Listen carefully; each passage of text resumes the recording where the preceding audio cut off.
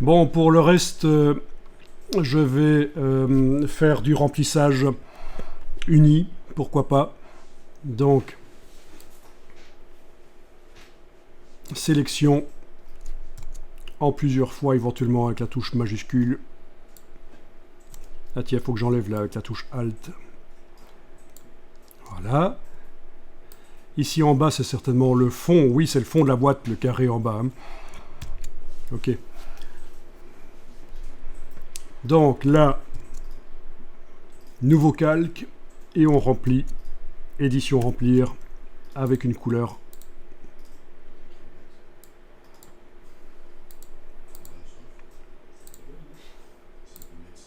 Voilà, enregistrer, aller vers dimension, et voilà. On a la couleur unie. C'est quand même plus facile que de placer les étiquettes manuellement comme on le faisait avant donc dans Dimension. Hein. Ici, de le faire dans Photoshop. Ça vous permettra de faire des choses bien plus complexes. Bien plus complexes en fait.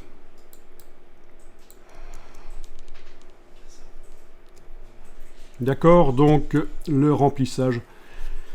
Oui, évidemment, j'aurais pu remplir complètement le calque et le placer sous le calque de la texture. Ça aurait fonctionné aussi. Hein. J'étais pas obligé de faire une sélection en fait. Personne ne l'a dit, ne l'a pensé. Si, certains l'ont pensé. Ben oui, si j'avais rempli complètement de vert ici, je vais le faire ici. J'ai désélectionné, je remplis complètement de la même couleur.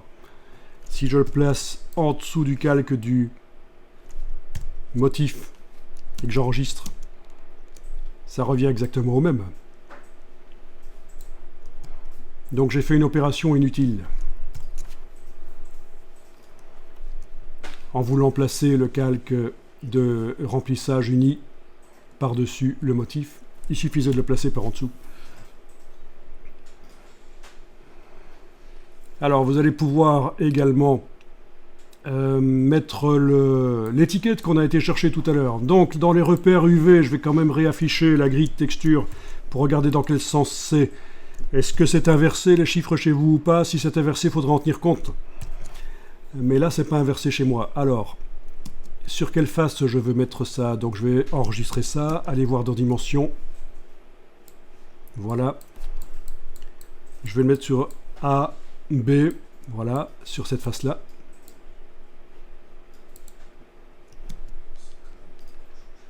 Là, je viens de réutiliser rapidement le recentrage, hein, vous connaissez, hein, la petite icône là.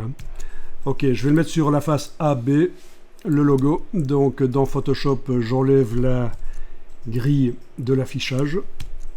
Je vais importer en tant qu'objet dynamique, importer et lier tant qu'à faire.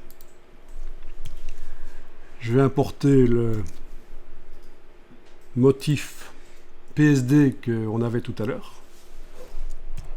Pourquoi importer et lier? Pour pouvoir évidemment le modifier à part et que ça se répercute ici.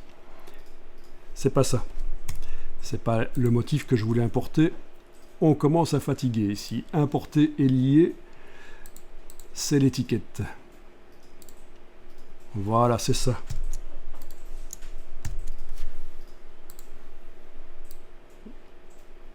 Voilà.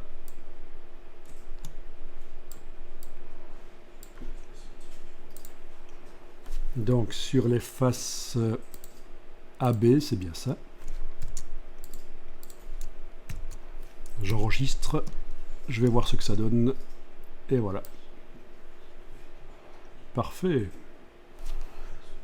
Donc si je veux le rendre brillant, c'est ici que ça se passe. Hein. Enfin non, c'est pas ici que ça se passe, excusez-moi, justement. Si je veux que l'étiquette soit brillante, ça va pas se passer là.